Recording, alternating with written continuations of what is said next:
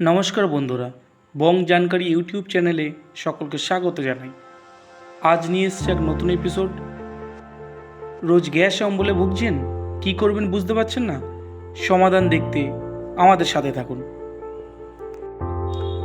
খাওয়া দাওয়ার একটু অনিয়ম হলেই চুয়া ঢেকুর উঠতে থাকে, তার সঙ্গে বুক ও গলা জ্বালা, পেটে ব্যথা, মাথা ব্যথার মতো উপসর্গ দেখা দেয়। খাওয়া দাওয়ার গণ্ডগোলের মাঝেও গ্যাস অম্বলের সমস্যা থেকে মুক্তি পাওয়া যায়। ঘরোয়া টোটকায় বদহজমের সমস্যা থেকে মুক্তি পান। কথায় কথায় অ্যান্টাসিড খাওয়ার অভ্যাস মোটেই ভালো নয়, এতে ভবিষ্যতে সমস্যা বাড়তে পারে। তাই প্রাকৃতিক উপায়ে গ্যাস অম্বল কমান। হজম ক্ষমতা উন্নত করতে আদার সাহায্য নিন। ভারী খাবার পর আদা দিয়ে চা খান।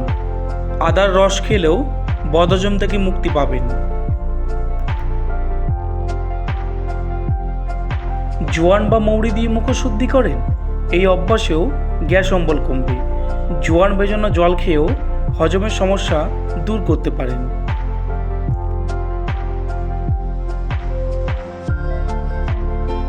সকালবেলা খালি পেটে জোয়ান কিংবা মৌরি ভেজানো জল পান করুন, এতে হজমজনিত সমস্যা থেকে সহজে মুক্তি পাবেন।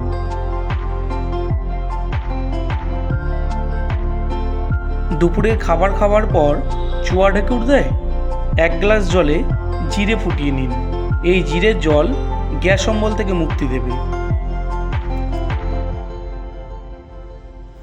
পেট গরম হলেও বদহজম ও পেট খারাপের সমস্যা দেখা দেয়।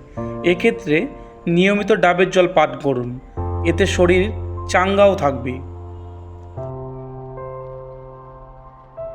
এই ধরনের আরও নিত্য প্রয়োজনীয় বিভিন্ন ইনফরমেশনাল ভিডিও দেখতে সাবস্ক্রাইব ও লাইক করুন বং জানকারি ইউটিউব চ্যানেল।